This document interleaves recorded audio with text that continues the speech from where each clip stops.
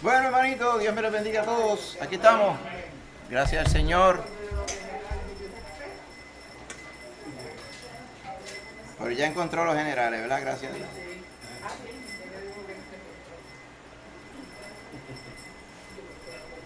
Gloria a Dios, aquí estamos, hermanito. Pues mire, gracias al Señor, pues por las alabanzas también nos gozamos.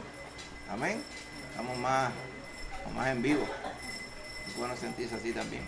Y gracias al Señor, pues estamos aquí en este lugar. Esperamos, ¿verdad?, que el calorcito lo podamos aguantar por un ratito. Recuerde que siempre podía haber sido peor debajo del sol, pero por lo menos hay un techo. Así que gloria a Dios, por ahí vamos. Así que, hermanito, hoy vamos a continuar con la serie que estamos predicando sobre los encontronazos de Jesús. Vamos a estar en el número 6. Y vamos a ir de la manera más breve posible, porque sabemos, ¿verdad?, que aquí en este lugar pues a veces ocurren distracciones y demás cosas, ¿verdad?, para poder estar todos, ¿verdad?, y no cansarnos mucho. Pues ser lo más efectivo posible, gloria a Dios, vamos a ir al texto bíblico. Vamos a estar en la porción que está en Juan capítulo 6, verso 53. Y buscando un título para la exhortación de hoy, buscando, el más que se me ocurrió es predícame, pero predícame suave. Yo le puse más bien, predícame blandito.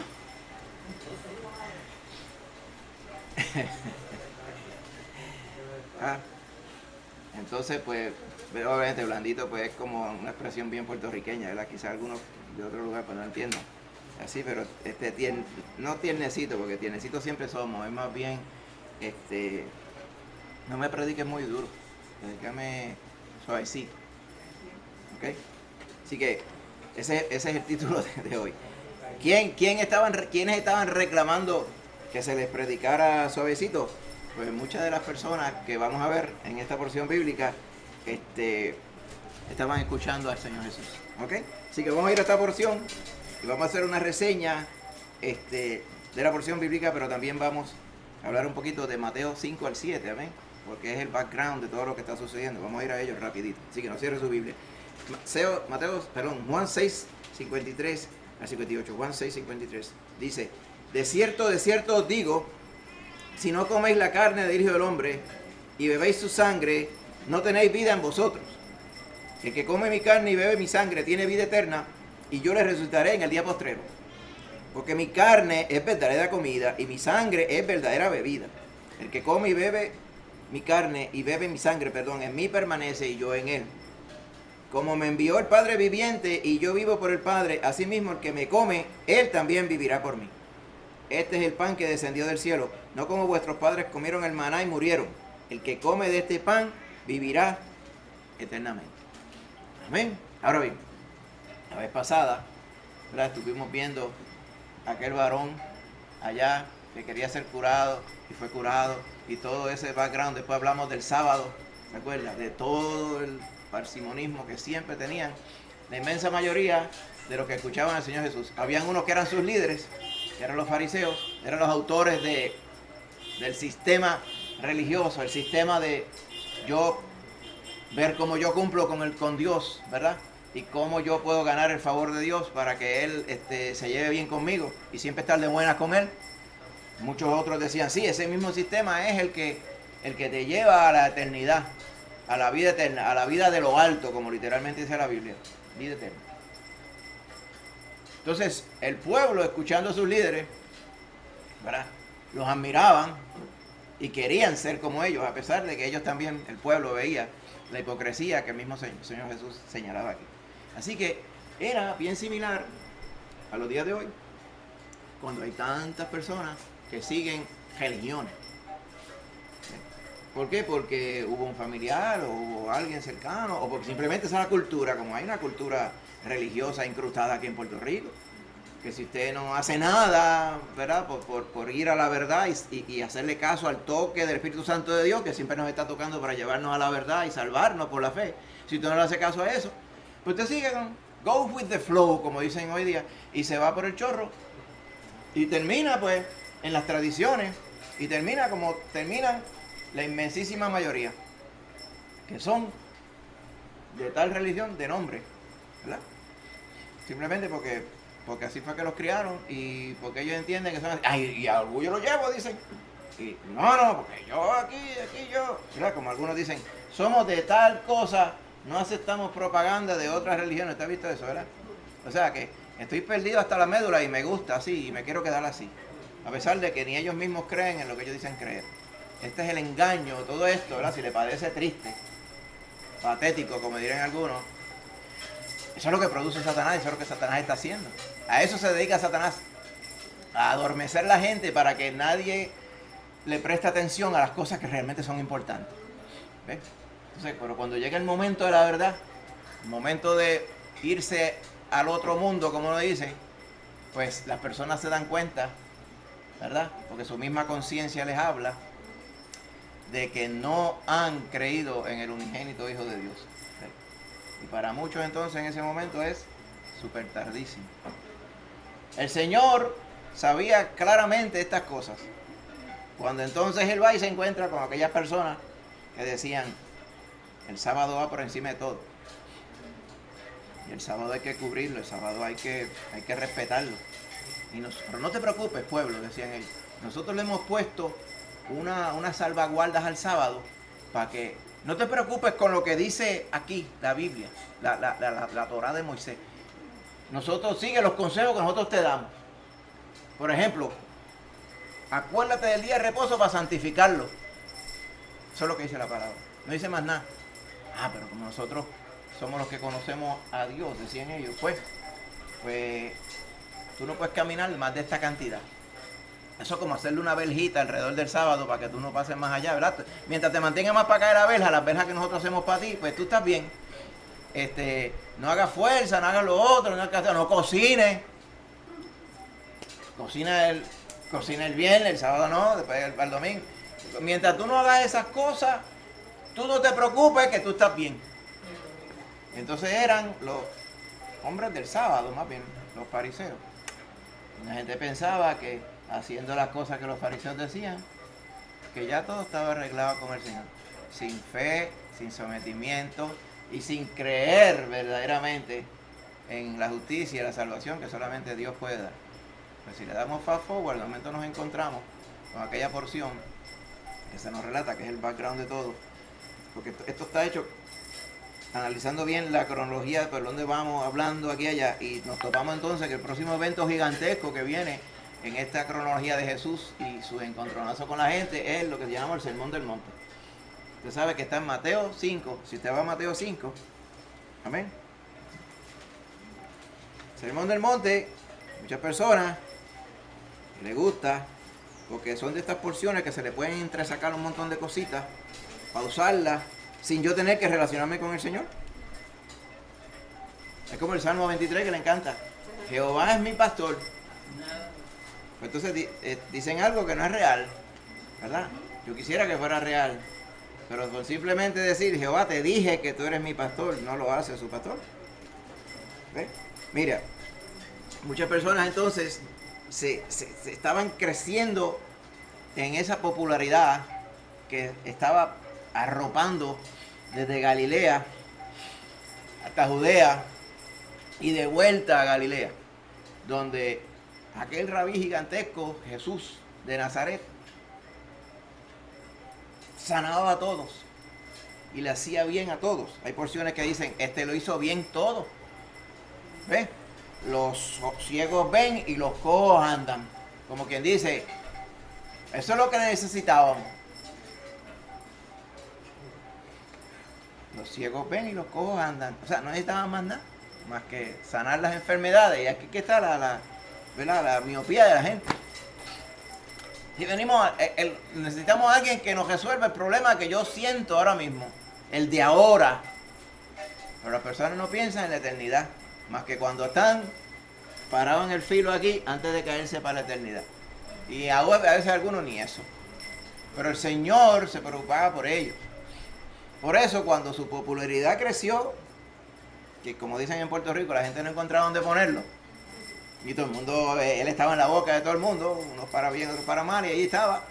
Pues llega este momento cuando él baja del monte, un monte bien al norte de Galilea, va bajando y se encuentra entonces, él iba al monte a orar. Pues va bajando y se encuentra con el paquetón de gente que decían que habían. entre 4.000 y 5.000 personas si nos dejamos llevar por las alimentaciones de los 5.000 y todo. O sea, eran multitudes, eso eran varones. Contaban los varones nada más en aquel tiempo. Imagínate el varón que venía con su familia. O sea, ya habían 15.000, 20.000 personas, que para esos tiempos eso era una cosa impensable. Pues todas estas personas seguían al Señor, porque querían escucharle, pero mayormente querían ver las señales que hacían, los milagros de sanidad y todo, ¿verdad? Y todo ello. Pues entonces, cuando ellos se encuentran, ¿verdad? Jesús y sus discípulos se encuentran con la multitud, verso 1, capítulo 5 de Mateo, dice que entonces se subió al monte, había como una lomita, y en esa lomita, que es la que hoy, muy correctamente, tradicionalmente se dice, aquí fue que el Señor habló las bienaventuranzas, y existe ese lugar allá en Galilea, en el borde del mar de Galilea. Allí se sentó, porque entonces de ahí para abajo, allá abajo, en la llanurita, cerquita, se podía escuchar bien. Es que era como si fuera un anfiteatro natural. Y allí él dijo estas palabras. Dice, viene el verso 3. Bienaventurados los pobres en espíritu, porque de ellos es el reino de los cielos. El 4 dice, bienaventurados los que lloran, porque ellos recibirán consolación. Bienaventurados los mansos, amén, porque ellos recibirán la tierra por heredad. Y bienaventurados los que tienen hambre y sed de justicia, porque ellos serán saciados. Amén. Entonces, es bien fácil mirar esto y decir, pues yo lloro porque a mí no me tratan muy bien. A mí no me ha ido bien. Y yo he sentido que en esta vida yo he tenido una nube negra encima de mí todo el tiempo. Y todas las cosas malas siempre me suceden a mí. Oye, la gente me paga mal y me han traicionado y me han hecho cuantas y tantas cosas, ¿verdad? Entonces, uno pensaría, cualquier persona pensaría, dice, pues yo me identifico con el verso 4. Y ahí dice que por yo llorar, y con buena razón, pues entonces yo voy a ser consolado por el Señor. Y cualquier otra persona podría venir a decir, pues mira, más manso que yo, porque que ese es mi problema, que soy demasiado manso y la gente relaja conmigo y no me respetan, pero yo voy a recibir la tierra por heredad. Entonces es bien fácil enfocarse en la obra que uno hace para uno decir, pues yo voy a recibir la bendición, que la bienaventuranza, que es lo que quiere decir, bien. Pero el enfoque es completamente diferente, conociendo qué era lo que venía a hacer el Señor Jesús, que venía a predicar la salvación únicamente por la fe en Él, amén. Y no depende de obras, ni depende de que si hay un sufriómetro aquí, que si tú sufriste más que aquel y van apuntando, el Señor tiene un sufriómetro allá arriba y Él va acumulando, que después que tú sufras más de una cuota, pues ya tú te salvaste solo. Hay personas que piensan así, y un montón de religiones de este mundo son así. O sea, hay otra que tiene el buenómetro y el malómetro. Dice, pues el buenómetro marcó más que el malómetro tuyo, por lo tanto el balance tuyo neto es más bueno que malo. ¡Fua! Para allá va. La religión egipcia, la religión romana y un montón de otras religiones aquí, el karma y lo que no es el karma también, todos enseñan lo mismo. Dice, tú eres malo, todo el mundo lo sabe que tú eres malo, pero mientras tú seas más bueno que malo, no hay ningún problema. Para tú vayas a comer la cosa. Cuando tú reencarnes en la próxima, pues te asegura que no es una mosca ni una cucaracha, es algo mejor que lo que eres ahora. Y las personas descansan meditando en esos 5 minutos y ya yo tengo eso planchado. Me dedico entonces al vaivén de la vida y las otras cosas, y ya yo. Pues hay personas entre esas gigantescas multitudes que seguramente estaban escuchando esta palabra y no estaban entendiendo el contexto. Pero mire, cuando el Señor decía a los pobres en espíritu, hoy día se le llama a alguien, fulano no tiene espíritu. Y es de esas personas que no emprenden nada, que no tienen iniciativa. Dicen, pues, como fulano no tiene espíritu, pues él hay que hacérselo todo. Ese es el contexto de hoy, pero eso no es lo que habla aquí. Muchas personas podrían entender, dice, pues por lo menos los que no tienen espíritu, pues el Señor le va a regalar el reino de los cielos, pues bendito, porque para balancear la cosa, como son así, pues el Señor lo, ¿verdad? Pero eso no es lo que está diciendo, y ese no es el contexto. El que es pobre en espíritu es aquel que entiende, amén, que su bendición espiritual está en el Señor. Que mis méritos no son por yo ser lo que yo sea, sino los méritos son los del Señor. Ese es el pobre en espíritu, el que no está queriendo comandar al Señor, sino que deja que el Señor sea el que haga las cosas. Y la palabra dice, no es por fuerza, sino por tu espíritu, Señor. Ese es el contexto de lo que está pasando aquí. Cuando dice, bienaventurados los que lloran, el creyente, ¿por qué lloraría?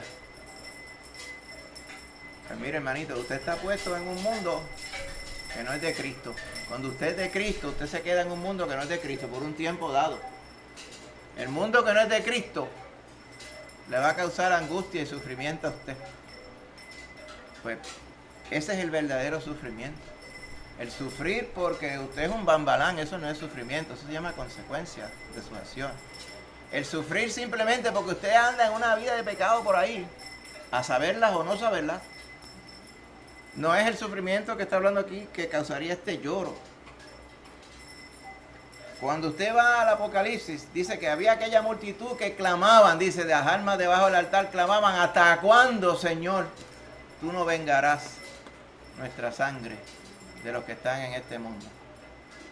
Dice más atrás, acá en la palabra, dice, la creación gime a una, esperando la redención y la manifestación de los hijos de Dios. O sea, cuando al final del Apocalipsis vemos, y la iglesia dice, sí, amén, ven, Señor Jesús. Ese es el tipo de clamor, ese es el tipo de angustia, el tipo de lloro, vamos a decirlo así, que el Señor se está refiriendo aquí. Pues a esos que lloramos esperando que el Señor venga, el Señor nos consuela. De hecho, nos mandó a su Espíritu Santo precisamente para darnos esa presencia de Él en nosotros, ese adelanto hasta que Él venga. El tercer verso, bienaventurados los mansos. ¿Quiénes son los mansos? Los que se dejan gobernar por el Señor. Dice que la mansedumbre de Cristo, la mansedumbre de Moisés, estuvimos viendo pasado, ¿verdad? ¿Quiénes son los mansos? Los que se han sometido a la voluntad de Dios a través de Cristo. Dice, a ellos les será dada la tierra por herencia. ¿Cuál tierra? ¿Esta tierra? No, esta tierra no. Los cielos nuevos y tierra nueva, hermano. O sea que cuando usted va viendo todo esto con calma, dice, ya yo sé lo que el Señor está hablando aquí. El Señor no está hablando de pórtense bien y bregamos. Él está diciendo, los que creen en mí y se salvan por la fe, demuestran estas propiedades internamente. Estas cosas no se ven. O sea, obra en espíritu es algo que usted es. La angustia es algo que usted siente. La mansedumbre es algo que está dentro de usted. Estas son cualidades internas de aquellos que son salvos. Pero estoy seguro el Señor estaba predicando a aquella multitud y diría, aquí estarán entendiendo lo que yo estoy diciendo. Pues seguramente estaban pensando,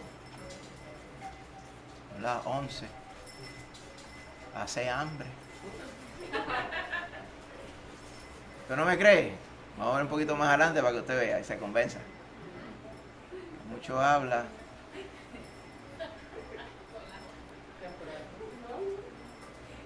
La suegra me trata mal, por lo tanto, yo soy de los que lloran. Déjame apuntar esa. ¿Ah? Mira, bienaventurados los que tienen hambre. Ajá, va bien. Y sed de justicia, dijo. ¿Y cuántos no tendrían? Sí, déjame mantenerme espiritual. Hambre y sed de justicia, ¿qué quiere decir? Pues ¿quién no va a tener hambre y sed de justicia con todos estos bambalanes romanos que nos están oprimiendo aquí? Y con los alcahuetes de ellos, con los publicanos estos, que nos tienen pelados. Y yo voy y vendo 10 plátanos y quiere que le dé 4 de impuestos. ¿Ah? Y después los romanos le dicen que sí, que está bien, y ese bandido mequetrefe me joba. Claro que yo estoy desesperado que me hagan justicia, porque ellos serán saciados. Pero la justicia que está hablando no es la justicia de este mundo. El reino del Señor no es el reino de este mundo, hermano. Como muchos dicen, este es el manifiesto del reino, le llaman algunos estudiosos. Sí, es el manifiesto del reino. ¿Cuál reino? De este reino, ¿no? Del reino de la eternidad. Y de las cualidades que tienen los que ya Él ha salvado y ha regenerado y ha transformado por su poder. Amén. Dice que ellos serán saciados de ¿qué? De esa justicia que desean. Pues, hermano, la palabra dice que Cristo es nuestra justicia. Amén. Y la justicia de Él nos la regaló a nosotros por la fe.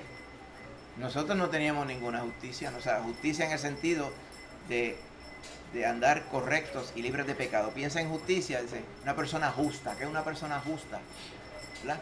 Como dice la palabra, bienaventurado el varón que Jehová no inculpa de pecado y su iniquidad es perdonada. Pues eso es lo que está hablando aquí. Aquellos, ¿verdad?, que quieren que el Señor los considere justos sin ser justos.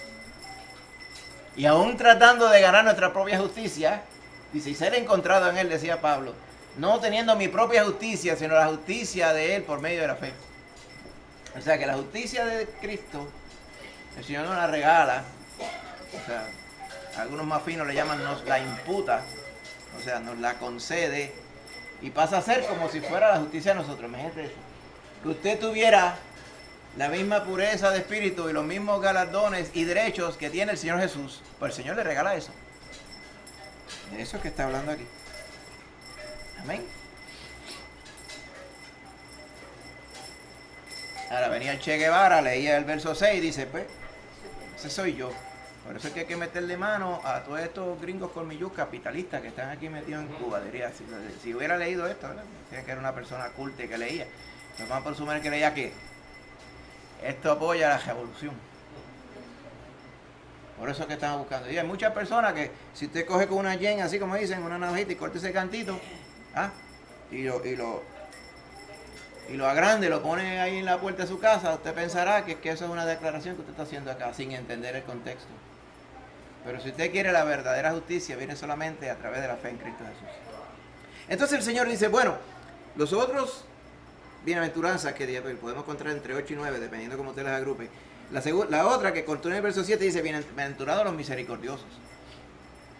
Entonces ya esto es la vida en Cristo demostrada afuera. La misericordia no se queda en el corazón. La misericordia se demuestra. Así que esto es la demostración de la vida nueva en Cristo, cómo usted la refleja externamente. Amén. Dice, porque el Señor, a los que son misericordiosos, porque ya el Señor los ha transformado a donde no había misericordia, ahora sí hay, pues ellos van a recibir misericordia de nuestro Señor también. Amén. Cuando dice, bienaventurados los de limpio corazón. Amén. ¿Cómo uno puede tener el corazón limpio? Exactamente, cuando la sangre de Cristo lava su vida. En el momento que se convirtió y todo el tiempo, Él nos limpia. La sangre, dice 1 de Juan 1, dice, la sangre de Jesucristo su Hijo, si confesamos nuestros pecados. Él es feliz y justo para perdonar nuestros pecados y limpiarnos de toda maldad. Así que Él nos limpia, dice, estos de limpio corazón, habiendo creído en Cristo, le honramos, y si hemos cometido pecado, vamos donde Él nos limpia, Él nos perdona, amén. Estos, Él nos dice, ellos verán a Dios, amén. Fíjense, hermano, aquí Él no deja duda, porque ¿quién, a menos que fuera un fariseo, quién podría pensar que por sí solo tendría el corazón limpio?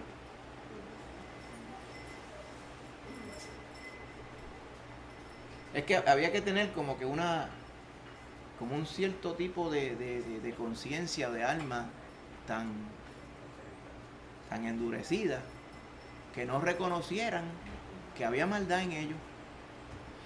Porque por más buena gente que usted se creyera antes de venir a Cristo, usted sabía que usted era un mequetrefe.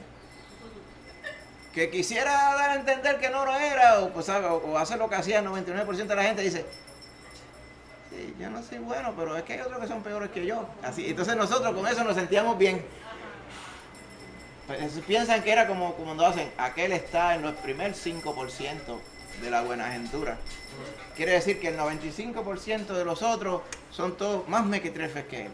Pues yo me siento bien porque yo de mequetrefe tengo menos que los demás.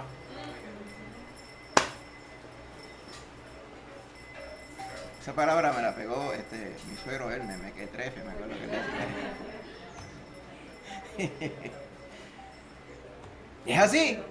Éramos tan bandidos, tan bambalanes, tan atorrantes, para seguir usando palabras de acá, que pensábamos que después de que yo no fuera el peor del grupo, pues estaba bien. Porque alguien se va a salvar, pues si se va a salvar a alguien, pues yo soy de los mejorcitos, pues mi chance está ahí.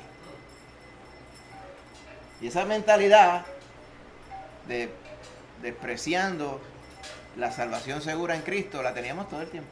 Pues estas personas que estaban escuchando aquí no eran diferentes, pero el Señor les estaba dando claridad para que ellos entendieran. Dice, mira varón, mire señora, mira muchacho, yo te estoy diciendo, ¿tienes tú el corazón limpio? No, no tengo el corazón limpio. ¿Y qué vas a hacer? Porque ahora estás aquí conmigo, creyendo o no que yo sea el Hijo de Dios. Cree lo que tú creas, pero eventualmente al final, si tú no tienes tu limpio corazón, si tu pecado no ha sido perdonado, tú no vas a poder ver a Dios. Y sigue diciendo otras causas externas, ¿verdad? Otras manifestaciones externas de los que son de Cristo. Mira, los pacificadores. ¿Ves? Los que hemos venido a traer la paz de Cristo al mundo, a predicar a Cristo Jesús. Ellos serán llamados hijos de Dios. Y entonces mira el resultado en el 10 y el 11. Bienaventurados los que padecen persecución por causa de la justicia, ¿ves? Porque tienen sed y hambre de justicia y viven en la justicia de Dios hoy, pero viven en un mundo que no tiene justicia. Pues esta es una guía, versos 10 y 11, de cuánta justicia del Señor estamos nosotros manifestando en nuestra vida. Sí sabe, ¿verdad? Porque el Señor nos llama, nos salva, hace morada en nosotros.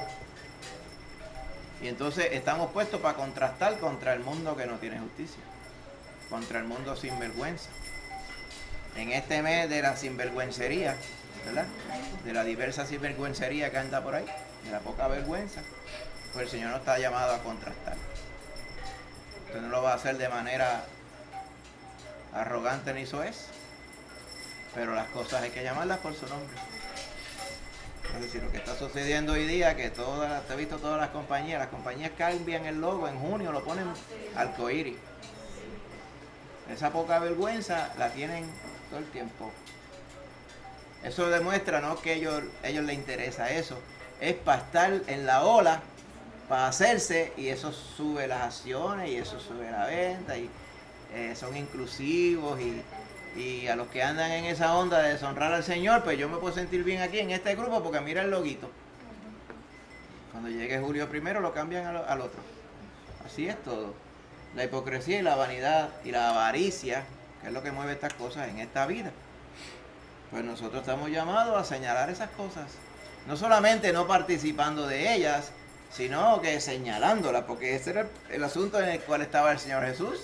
Usted vio en todo este asunto de los encontronazos que hemos predicado, que no es que él, el que estaba quieto, lo dejaba quieto.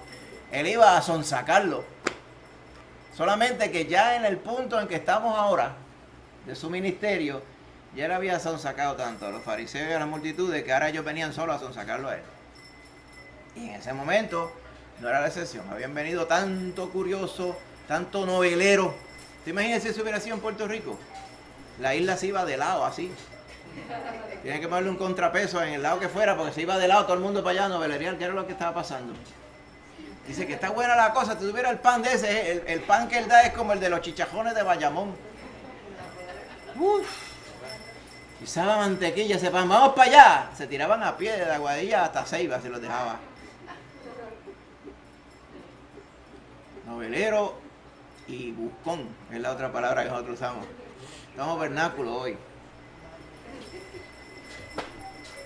Después que aparezca, es que la busconería de este país se ve, ustedes lo saben, hay que decirlo.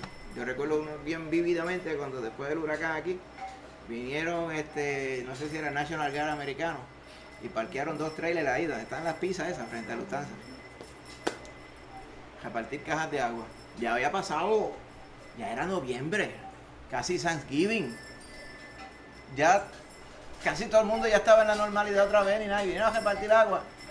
Y me acuerdo que era una caja por persona, pues nosotros fuimos hasta allí, y yo fui, cargué el agua, cargamos para acá, pues.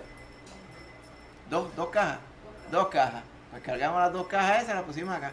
Pero había unos cuantos que estaban, ¿verdad?, en unas pick-up, debajo de los árboles esos que están en la entrada, dice General ahora, al otro lado de acá está el palo almendra. Pusieron allí la pick-up. Entonces vinieron de la misma casa con un montón de familiares. Y como vieron que eran 2 trailers y eran 2 gringos repartiendo, dijeron, pues tú vas por los 5 pedimos en este trailer y los 5 le pedimos al otro gringo otra vez. Y tenían las pick-up, estaban así escocotadas en la parte. ¿Cómo se llama eso? Afrentado.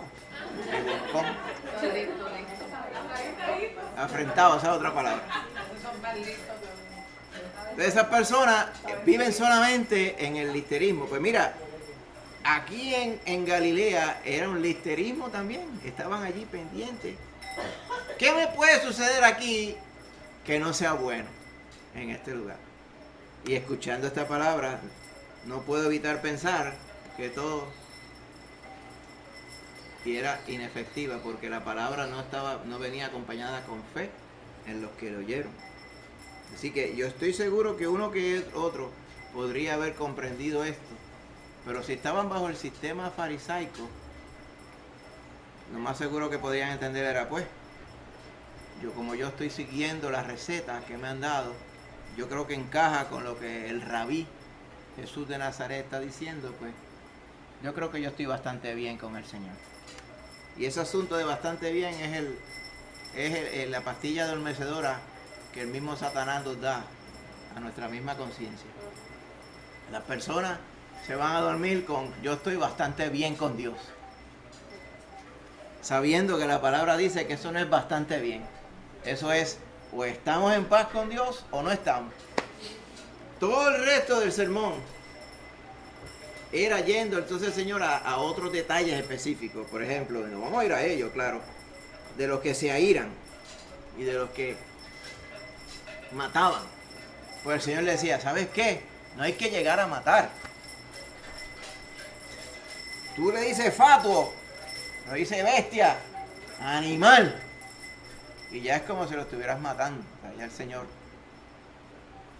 Entonces algunos dicen que es que el Señor estaba poniendo más exageraciones en los mandamientos. No, si usted va a la ley de Moisés, amén, habla precisamente de todas estas cosas. Lo que pasa que como los primeros que estoy seguro llamaban fatuo animal a la gente eran los fariseos, pues ellos se habían encargado de decir, dale una jebajita y no haga mucho hincapié sobre ello.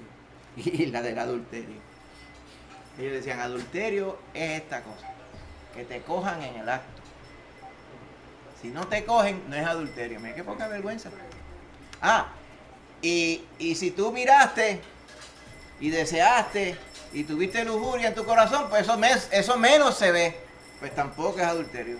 Y el Señor simplemente vino a aclarar todas estas cosas bien claramente. ¿Acaso no hay un mandamiento que decía, no codiciarás la casa, la que sea de ti, ni la mujer de tu prójimo? Entonces los mismos mandamientos dicen que eso era pecado, pero estos fuerza cara decían que no. Y el problema no eran tanto ellos, es que las personas se dejaban prescribir cómo relacionarse con Dios de estos varones. ¿Por qué ellos hacían esto, por ejemplo, de adulterio? Porque ellos eran los primeros que se afianzaban allá en la ley de Moisés redactado que uno le podía dar carta de divorcio a la esposa. Porque sí, no por ninguna razón especial, porque sí. Y ellos mismos le trajeron ese punto al Señor. Y él dijo, sí, pero Moisés permitió, pero era por la dureza de vuestros corazones. O sea, que era que, porque en ese caso era mejor para la esposa despreciada estar sin ese mequetrefe que era esposo de ella, y mejor estar con otro, con su matrimonio anulado, para ver si había otro que la amara de verdad. La hicieron en pro de la esposa y no por el mequetrefe que quería divorciarse. Ese era el corazón de estas personas. Ese era el corazón de los que prescribían cómo yo voy a ser espiritual. Y los primeros que no eran espirituales eran ellos. Muchas otras cosas continúa de cómo amar los enemigos, cómo orar, cómo ofrendar, cómo ayunar, ¿verdad? Entonces no estar afanoso por nada y todo ello. Y por ahí seguía, hermano, un sermón que tiene todos los detalles. sobre cómo nosotros podemos vivir. El último consejo es el que nosotros conocemos como los dos cimientos, ¿verdad? Usted rápido los dos cimientos y ve, piensa en el cuadro. Está la casa en la piedra y más abajo está la arena, está la otra casa allí. Entonces uno, ¿verdad?, recuerda, verso 24, capítulo 7. Y habla de este fundamento. Pero fíjese que dice su casa sobre la roca, ¿verdad? Entonces, ¿qué roca estaba hablando el Señor? La predicación de los fariseos era la roca. Amén. Más adelante él diría, sobre esta roca yo voy a fundar mi iglesia. Él era la roca. Él es la roca. El mismo Pablo decía, la roca le seguía todos los días en el desierto cuando el pueblo de Israel venía. Amén. El agua venía de la roca. El agua de vida también. Amén. Así que Cristo es la roca, el que basa su esperanza. No es hacer la casa, no es decir, Cristo es jefe en este hogar y ponerlo al frente en el balcón. No es eso, es que mi vida y todo lo que yo soy es porque Cristo me salvó por la fe. Por lo tanto, mi vida va a estar basada en Cristo. Eso es lo que está sobre la roca. Y lo contrasta con el insensato que se quedó parado en la arena en lo bastante bien. Y cuando viene el fuetazo a lo bastante bien, se da cuenta uno que en realidad no estaba nada bien. Solamente en Cristo Jesús es que podemos estar seguros de la eternidad.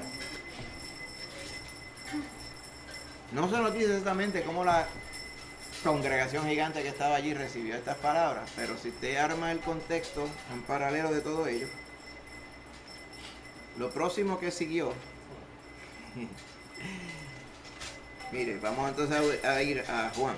Hay cosas que están en Juan, hay otras cosas que están en todos los demás. Si vamos a Juan 6, el próximo evento gigantesco está en el capítulo 6 de Juan. Un poquito más allá, cruzó, él estaba allá al norte, allá cerca de Capernaum. Cruzó entonces y se fue al otro lado del mar, al oeste, al lado de Tiberias. Ese es el lado oeste que está más cerca del Mediterráneo, ¿verdad? Más cerca de Nazaret. Dice, después de esto, dice el verso 1, se fue al otro lado del mar de Galilea, el de Tiberias, y le seguía gran multitud, ¿no? Estaban detrás, pegados, porque veían las señales que hacía en los enfermos. ¿Está viendo? Entonces subió Jesús a un monte y se sentó allí con sus discípulos, y estaba cerca la Pascua, la fiesta de los judíos. Este monte, muy seguramente, es lo que se conoce como el monte Arbel, desde el cual usted se para y ve todo el mar de Galilea. Y después usted llega arriba, en nuestra palabra hay una falda larga hacia abajo, así. Y allí que habían grandes multitudes como esta que podían escuchar. Pero es una cosa, un paisaje precioso. Él parado en esa loma, el background era todo el lago, el mar de Galilea, y abajo las multitudes y el fresquito soplando. No se podían poner mejor el contexto de ese día allí. Dice que estaba cerca la Pascua, la fiesta de los judíos.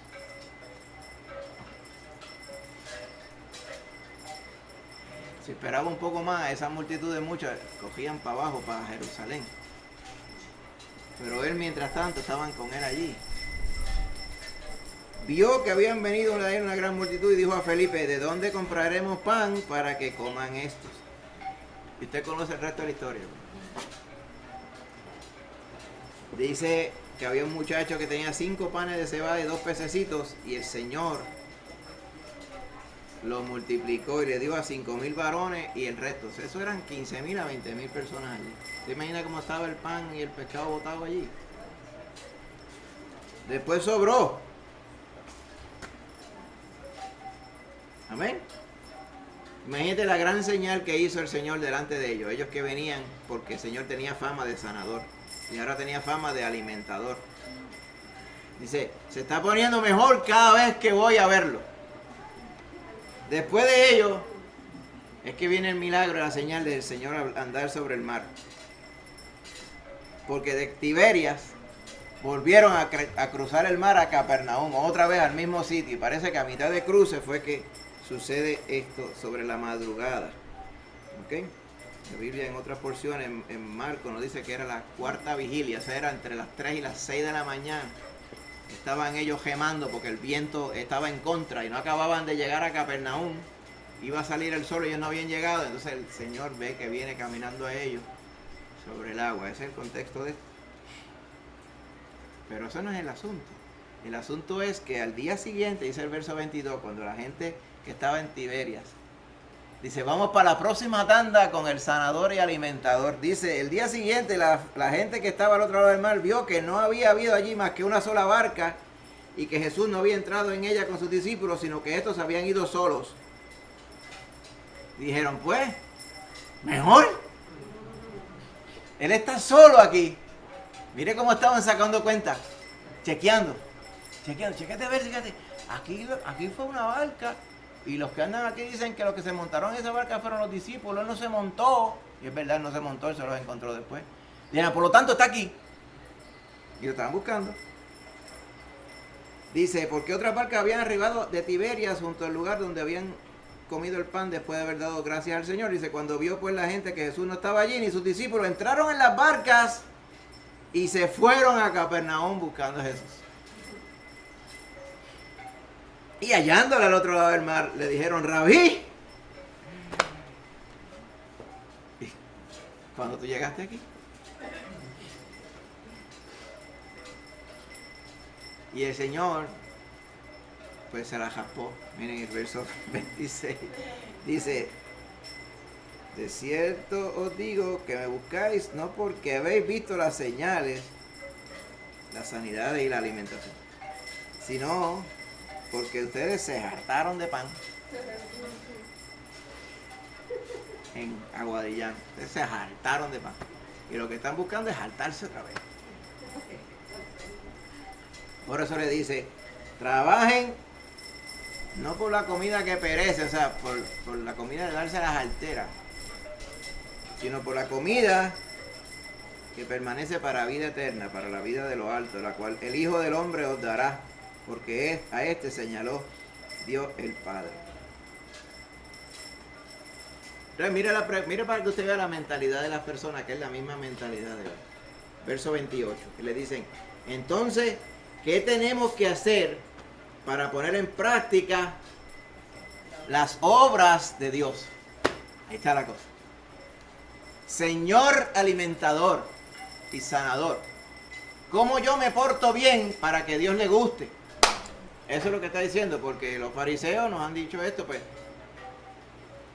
yo creo que tú eres mejor que los fariseos, porque los fariseos no sanan, los fariseos no multiplican panes y peces, pero tú sí. Danos tu consejo. ¿Qué debemos hacer para practicar las obras de Dios? Entonces el Señor les dice, esta es la obra que ustedes tienen que hacer para el Señor, en otra forma. Que ustedes crean en el que Él ha enviado. Ahí está la clave, hermano. Las personas, porque es más fácil, yo hago y Dios se agrada. Pues Él le dice, pues si quieren hablar de cosas para hacer, de una, llámenle obra. Ustedes tienen que creer en mí. Eso es lo que Dios el Padre quiere, que ustedes crean en el que Él envió. Este que está aquí. Ah, sí. ¿Y a cuenta de qué vamos a creer en ti? Mira qué fuerza cara, mira el verso 30, para que te vaya a comer la gente. Dice, ¿y qué señal pues haces tú para que veamos y te creamos? ¿Qué obra haces? Los muchachos de hoy día dirían, hello, ¿verdad? Dice, ¿y acaso esas señales no son las mismas que les trajeron ustedes aquí? Para que te vaya a comer la gente. Se le jaja el pecho a uno con la gente. El Señor era manso, de verdad, porque cuidado que había aguantado poca vergüenza. ¿Verdad? Habían venido porque habían visto las señales y las sanaciones y ahora decían que qué señal mostraba Él.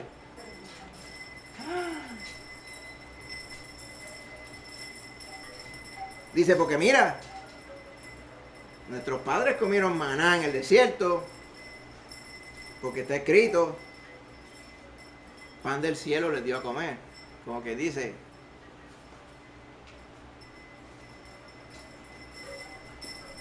allá al lado dice, explícaselo tú. Dile que dónde está la comida de hoy. Que ayer era ayer y hoy es hoy. ¿Dónde está la comida de hoy? Eso es lo que querían esta gente. Dice, un hint, Señor. Moisés le dio maná al pueblo. Ah, pues yo le voy a dar hoy también. Vamos. Vamos a bregar. Así era la cosa. Por eso que el Señor dice, de cierto, le voy a decir, no fue Moisés el que dio pan del cielo. Mi Padre es el que da el verdadero pan del cielo. Esta que está.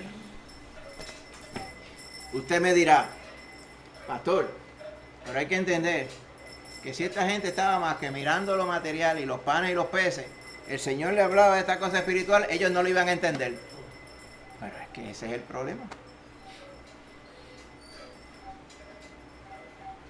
Y esto es esencial, hermano. Las cosas espirituales, a veces uno se preocupa. Yo mismo me preocupo. ¿Cómo uno le va a hablar a la gente y que la gente entienda lo que ya uno es natural porque uno ha conocido a Cristo? ¿Cómo uno va a asegurarse que ellos entiendan? No, uno tiene que presentar el Evangelio como es, hermano. Lo increíble y lo ridículo del Evangelio, que Dios mismo se hiciera hombre para morir por unas ratas como nosotros. Hay que predicarlo a sí mismo como está. El que se encarga de tocar a la gente y que ellos le entiendan es el Espíritu Santo. Esa es la obra del Espíritu. Nosotros no somos el Espíritu Santo. ¿Cómo esta gente iba a poder entender eso que el Señor estaba hablando allí? Porque el Espíritu estaba allí. El que quiere entender, entendía. Y el que no quería entender y quería quedarse en lo material, en lo de este mundo, en el hambre, estoy enmayado. Me duele la cabeza, migraña, sáname la migraña, todas esas cosas, esa gente se quedaban ahí en ese ámbito. En otra forma le ponían el mute al Espíritu Santo. Porque querían quedarse en lo que ellos siempre habían conocido y habían bregado. Pero el Espíritu Santo toca. ¿Y cómo usted vino a creer en Cristo Jesús? La prueba de todo es usted mismo, nosotros. ¿Cómo nosotros pudimos venir a creer en el Evangelio? Porque el Espíritu Santo nos tocó y nos dijo y nos mostró y nos confirmó que todo era verdad. Y no solamente eso, la primera verdad grande era los pecadores y sucios que éramos nosotros. Que no había forma de nosotros ganar el favor de Dios a menos que fuera que Cristo nos limpiara y nos perdonara. Qué bueno, amén. Pues cuando usted coge esa humillada del Señor, del Espíritu, que le dice, no hay ratón más grande que tú. Pero no te preocupes. Como diría el otro varón, sonríase que Cristo le ama. Y Él vino a morir por usted. Por eso es que esta es la predicación del Evangelio. ¿Te acuerdas que estábamos diciendo que hay algunas de estas malas costumbres bautistas? Donde le predican 3 minutos a uno y se cree que se va a salvar. Sin haber escuchado, pone que esa persona nunca haya escuchado nada del Evangelio, de nada, de nada. Así, cold turkey. No, eso no funciona así, hermano. La persona tiene que estar el Espíritu Santo convenciéndole, el Espíritu Santo dándole evidencia, el Espíritu Santo aquí y allá, el Espíritu Santo aún inclusive con la creación, con todo, cosa que ya está a punto de creer. Amén.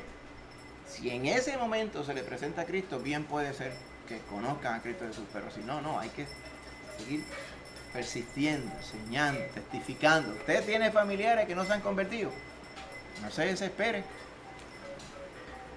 Si se salvó usted, pues el Señor los puede salvar a ellos también. ¿Usted sabe qué usted tiene que hacer sobre todas las cosas? Que si usted era de esos insalvables, pues ese es el testimonio grande. Dice, ¿cómo al insalvable o al insalvable se salvó? Mira, aquí estoy yo. Pues vamos a seguir con Cristo Jesús así mismo firme, amén. Para que la luz de Cristo, ¿verdad?, en nosotros, asistida por el Espíritu Santo, trabajando en la vida de los que no son salvos, eventualmente ellos se salven también. Pero volviendo a este grupote que había aquí. Dice, el verdadero pan de Dios es aquel que descendió del cielo y da vida al mundo. Dice el verso 32, dice, de ese pan es que queremos, Señor. ¿Pero cuál pan? que se convirtieron todos allí en el verso 34. No, hermano. Del pan el Señor, danos pan. Dice, le está diciendo al lado, mira, estás pendiente. El pan que te comiste ayer, ese pan es del cielo. Él lo dijo, no lo dijo ahora mismo, ese pan es del cielo. Señor, ese mismo queremos ahora otra vez. Eso es lo que quería decir el verso 34. Por eso le repite en el 35, yo soy el pan que les estoy diciendo. Yo soy el pan de vida. No es el pan de ayer, ni el que usted está desmayado por comerse hoy, es yo soy el pan de vida. Fíjense que él dice que él es el pan de vida, pero usa la frase yo soy. ¿Recuerda? Estábamos hablando, ¿verdad? Yo soy. El que a mí viene nunca tendrá hambre. Como quien dice, el pan de ayer, si hubiera sido eterno, usted no estuviera pidiendo ni siendo afrentado con el pan de hoy. Ayer era progreso y hoy es sidrine. Usted no estaría en ese modo, estaría atendiendo lo que estoy diciendo. Yo soy el verdadero pan de vida. El que en mí viene nunca tendrá hambre y el que en mí cree no tendrá sed jamás. Pero os he dicho que aunque me habéis visto, no creéis. Ahí está el asunto.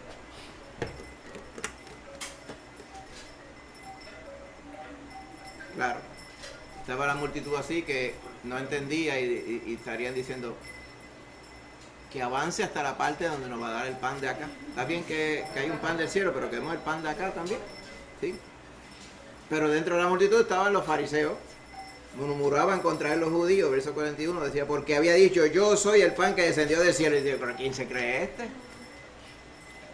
No lo dejaban compararse ni con el maná, porque los fariseos, cuando veían pan del cielo, es el maná. Dicen, este ni a maná llega. Y mira cómo se hace pasar mejor que el maná. Mira eso. Para que tú veas cómo era la mentalidad de esta gente.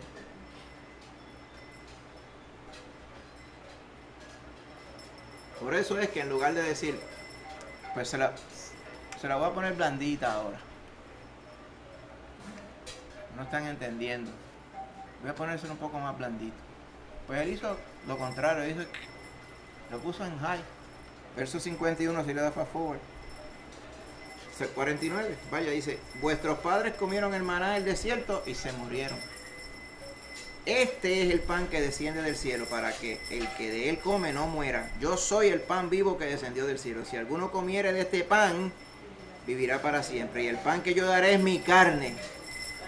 Ahí lo puso en high, ¿ves? La cual yo daré por la vida del mundo.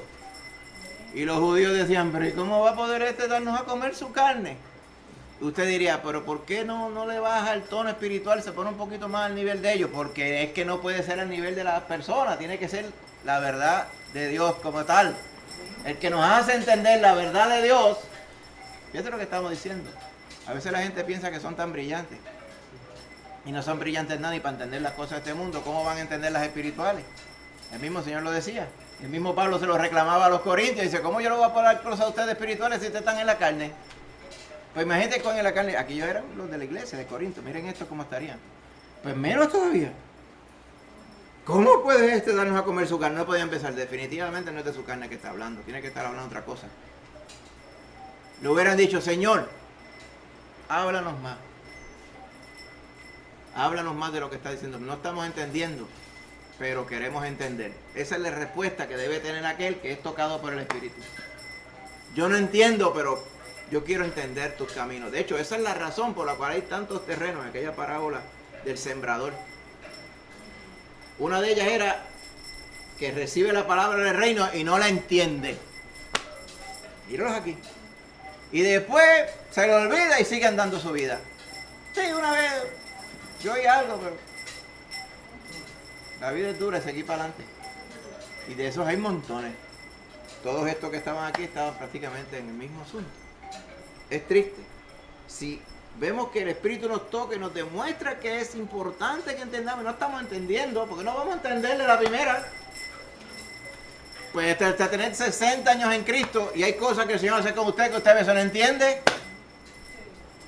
Y Él no se las va a explicar tampoco. Usted la va a entender en la eternidad. Esa garantía sí está. Imagínate si usted no ha venido a Cristo todavía, cuántas cosas no entenderá aún. Pero el asunto es persistir, siendo manso ante el toque del Espíritu Santo. Entonces el 53 le dice, en lugar de irse más suave, le dice más duro todavía. Estaba en 10, 11, ahora es 12. Dice, si no coméis la carne del Hijo del Hombre y no bebéis su sangre, ahora se puso peor, no tenéis vida en vosotros. O sea, canibalismo, dirían algunos.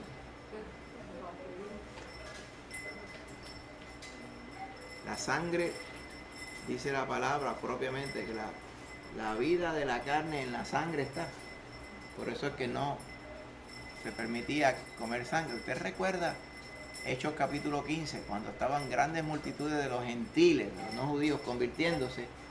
Pues vino este problema entre creyentes de la iglesia en Judea, en Jerusalén, que eran judaizantes. Ellos querían estar en Cristo y en la ley también. Allá a ver. Y eso persistía, hermano. Persistía, y después más adelante persistió, aún a los varios, 14, 15 años después, todavía, después de esa vez. Jacob le decía, mira, aquí hay un montón de personas. Han creído un montón y todos son celosos por la ley. Y ese fue el consejo que le dio Jacob a Pablo. Mira, para que ellos vean que tú estás bregando con la ley también. Búscate unos cuantos que estén por pagar el voto ese de Nazareo. Paga a los chavos del voto y llévatelos para allá, para el templo, para que vayas bien. Pues cuando él fue al templo, estaba junto con él, algunos, ¿verdad? Los que vieron dijeron, ese metió gente gentil al templo. Por lo tanto, profanó el templo. Eso fue calumnia. Ahí fue que empezó el problema, que lo quisieron meter preso. Eso fue lo que desembocó en que él fuera llevado preso a Roma. Todo ese problema. Por estar haciéndole caso a los judaizantes, empezando por Jacob. Pero no vamos a hablar de eso ahora. Estaba sucediendo, hermano, allá en el concilio en Jerusalén, que querían decir, si usted no se circuncida, usted no está salvo. Ese era el problema. Hechos 15, verso 1. Pues, ¿qué acordaron al final? Para que hubiera paz. Pues dijeron, nosotros acordamos que le vamos a recomendar que se cuiden, que no anden en fornicación, ni coman animal ahogado, ni coman sangre. ¿Por qué fueron tan estrictos con la sangre? Porque pues en el mundo gentil, igual que el mundo de hoy, aquí en este mundo que vivimos ahora, pues nosotros no tenemos ese extra cuidado. Los judíos hasta el día de hoy, en las leyes kosher, cuando van a preparar carne, ellos tienen un proceso bien largo donde ponen a escogir la sangre completa. Siempre se le va a quedar algo, hermano. ¿Tienen algo que la extraiga 100%? No. Pero cuando ellos les da la gana de declarar que algo está bien, según ellos, pues está bien. Pues entonces cuando escogió la sangre, pues entonces ya se lo pueden comer. O sea, y piensa que con eso ellos están haciendo algo especial para el Señor. Completamente en obra, ¿verdad? Ahora bien, imagínate que a esa gente tú le digas, tienes que beber mi sangre. Pues hicieron shutdown. Por eso dice, el que come mi carne y bebe mi sangre tiene vida eterna y yo le resucitaré en el día postrero, porque mi carne es verdadera comida, no el pan sidrín que usted está buscando hoy. Y mi sangre es verdadera bebida. Y vuelve y repite lo mismo en diferentes palabras más. ¿Qué está diciendo? Es obvio que no está diciendo mátenme y cómanme. Él está diciendo, ustedes están buscando el pan de ayer, pan de hogaza, con levadura, sin levadura, pan de cebada. Estaba bueno, ¿verdad? Ustedes están buscando ese pan, pero el pan que ustedes necesitan realmente para la vida eterna es tener comunión conmigo.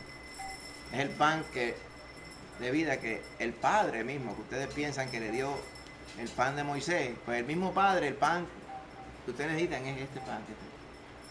Pero no querían creer en él. ¿Sabe qué? En lugar de creer, se ofendieron.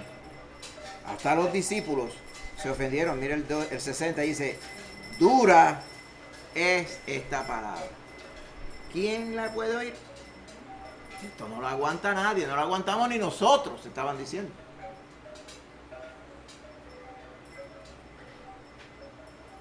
Por eso dice la palabra que en los tiempos postreros se amontonarán maestros según sus propios deseos y apartarán de la verdad del oído y se tornarán a las fábulas, a los cuentos.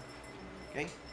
Y la gente teniendo comezón de oír cosas que no sean las espirituales, aparecerán un montón de gente que les va a enseñar lo que la gente quiere oír. Y eso es lo que está pasando hoy día.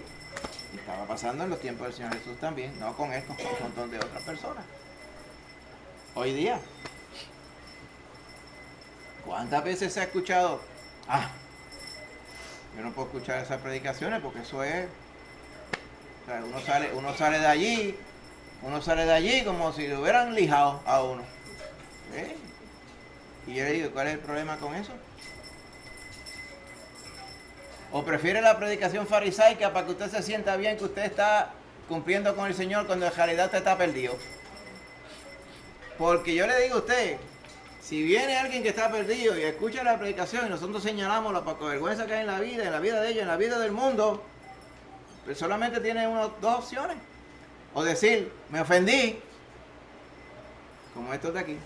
O yo voy a dejar que Dios me hable.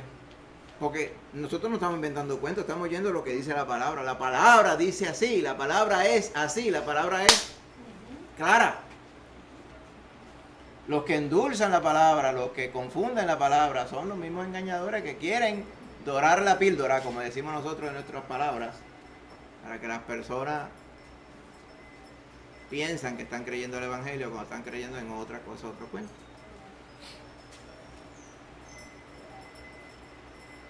Chequese a ver, usted no se da cuenta por ahí, en diferentes lugares, talleres de automejora. Y eso a veces ocupa un mes entero. Talleres de automejora. Talleres de empresarismo dan en las iglesias también. Talleres de sacar las maldiciones generacionales en tu vida. Eso se saca en lo que se manda un maní. Cuando usted cree en Cristo eso, el Señor le limpia de toda poca vergüenza y de toda angustia, como decía David. Pero hoy día hay cursos para exorcizarle las maldiciones generacionales. Pagando, no es gratis tampoco. Hay que pagar, sí, porque el aire cuesta y los recursos cobran también, ¿verdad? Por ahí seguimos. Y entonces, ¿en cuántos lugares no le gusta el show? El humo. Que si el pastor va a hablar de seguir con Cristo, pues tiene que montarse en una motora en el altar. Todas esas cosas gustan. Que si de momento, toda esta poca vergüenza la hemos percibido. Y una vez me acuerdo uno que decía que Cristo es el más que limpia. Pues entonces agarró una escoba y se puso a bajar el altar. O sea, son showmans. Esto es como, ¿te acuerdas aquella? The Greatest Showman, The Greatest Show on Earth. Que no está activo, sí. En las iglesias muchas veces metido. Vienen a payasear a las iglesias. Y a la gente le encanta eso porque dicen, ¿a qué iglesia tú vas? Yo voy a la iglesia aquella. ¿Te acuerdas? Sí, que pasó esto y aquella vez. O que dieron aquel drama que la gente salió, que se trepaba por las ventanas de una cosa apoteótica. A la gente le encanta eso, le encanta el rifra. Pero no lo ve aquí. Dice, ¿para dónde tú vas? Muchacho, yo voy para aquel, ¿a quién no sana él? Y ahora le ha dado con jaltar la gente, vamos para allá. Allá iban, que la gente es así, mueren por la boca todos. Así es la gente, lamentablemente. No quieren ir a la verdad. ¿Qué consejo podemos derivar de esto, hermano? El evangelio que usted predica, que usted testifica, tiene que predicarlo claramente. La gente tiene que saber que están perdidos. No es porque usted se va a hacer mejor que ellos, pero la gente tiene que entender que están perdidos. A la iglesia no se le invita, vente para acá porque aquí te sientes bien. ¿Usted se siente bien todo el tiempo cuando lee la palabra, realmente?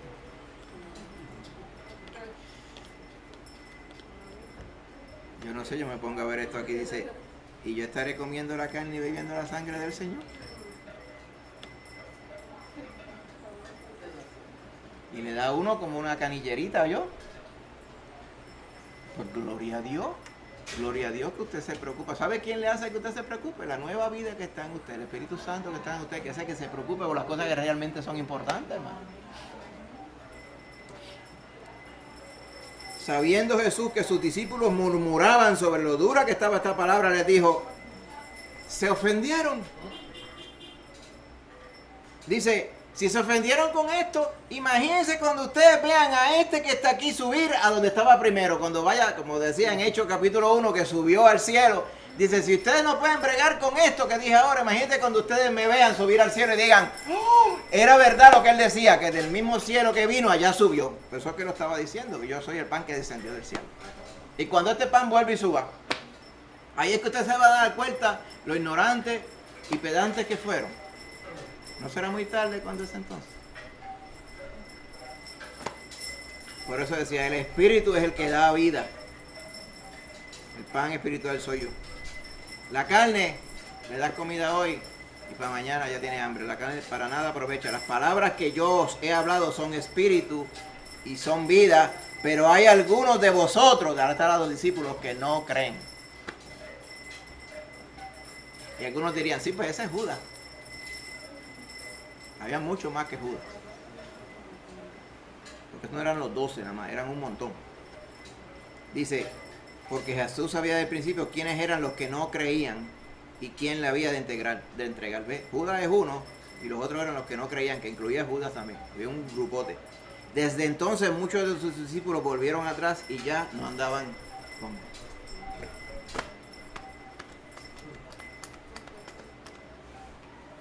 De que llenaba estadios, ahora habían 3 gatos con él.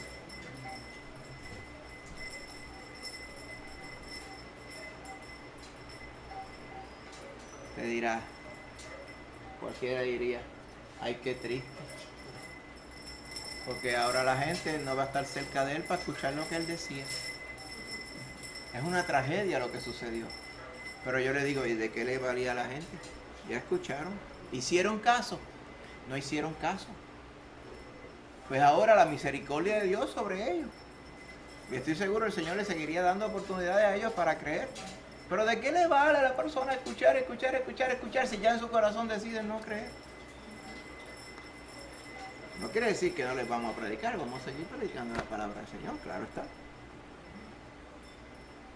Pues se fueron un montón del grupo extendido de los más allá de los 12, y sigue diciéndole en el 67, dice, le dijo entonces a los 12, al círculo íntimo, ¿se quieren ir también ustedes?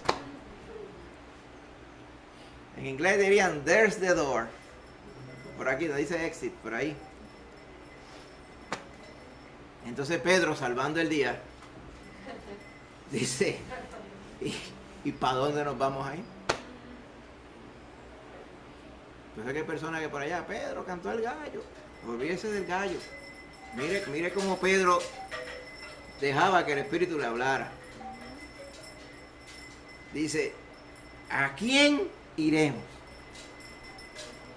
Tú tienes palabras de vida eterna. La traducción de vida eterna, de la vida de lo alto, es la misma que él está usando. Las palabras que yo he hablado son espíritu y son vida.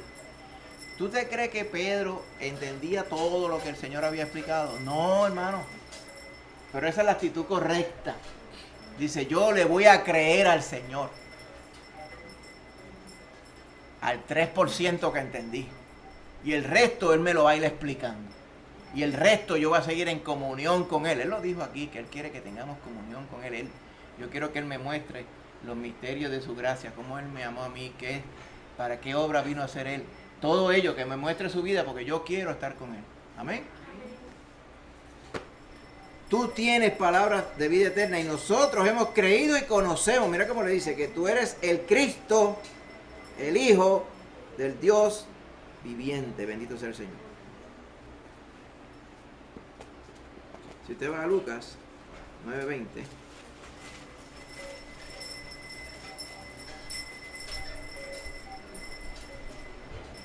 Hay otra porción donde ellos le preguntaron. Él le preguntó a ellos, la gente que dice por ahí, ¿quién dice que soy yo?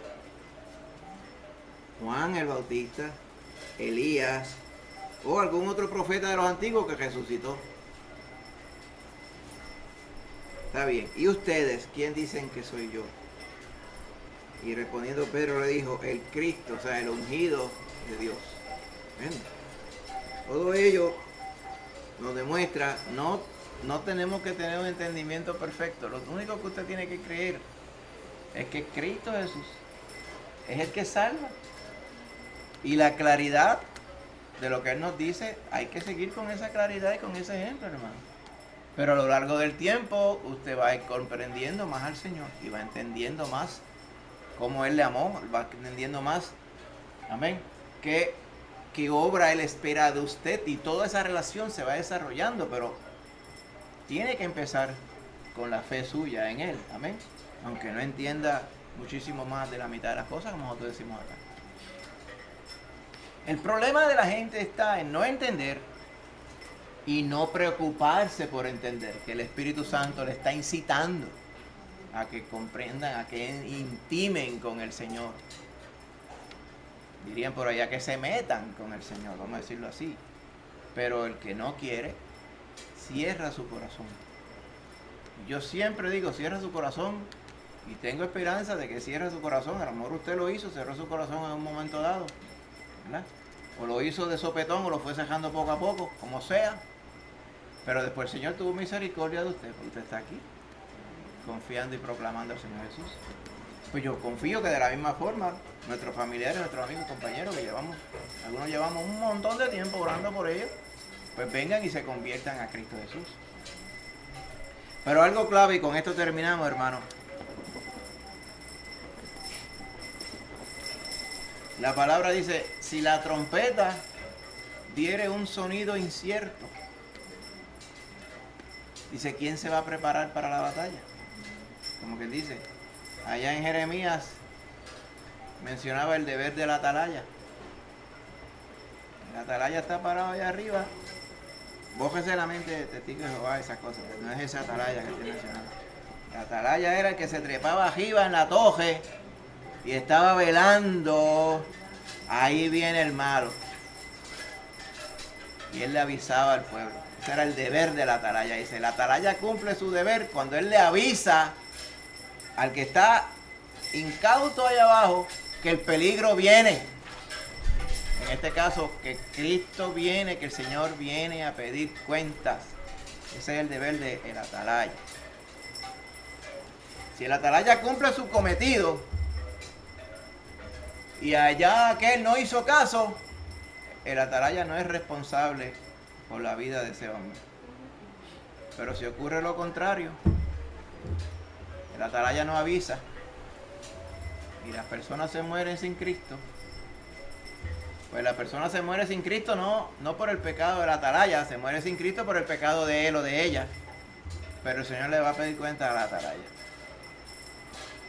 Así que nuestra función es dar cuentas claras del Señor Jesús, que nuestra vida sea claramente y evidentemente de Cristo Jesús. Usted vio el Sermón del Monte. Hay cosas que son internas, pero hay unas demostraciones externas de que Dios está en nosotros. La misericordia, la mansedumbre, que básicamente lo que está hablando es del fruto del Espíritu Santo en nuestra vida. O sea, que se demuestra en su vida que Cristo está en usted. Amén. Así que sigamos claramente predicando a Cristo, y si en ocasiones no lo hemos hecho claramente, tenemos que hacerlo claramente. Hay algo garantizado, hermano. Hay dos cosas garantizadas aquí. O se salvan o les está malo. Yo estoy feliz con que se salven, pero si les está malo, estoy feliz también, porque quiere decir que entonces están entendiendo y se les está predicando la palabra del Señor. ¿Por qué? Porque en una ocasión esperemos que cuando vuelvan a escuchar la palabra, entonces crean al Evangelio, amén, y se salven, como nosotros hicimos en una ocasión, amén. Vamos a estar de pie, mi hermanito querido. Gloria a Dios, ahí vamos. Así que usted entenderá que el título del sermón, Predícame blandito, pues era más bien hablando como hablarían los que fueron a buscar a Jesús. Señor, esta palabra es muy dura. No hay quien le escuche. Amén.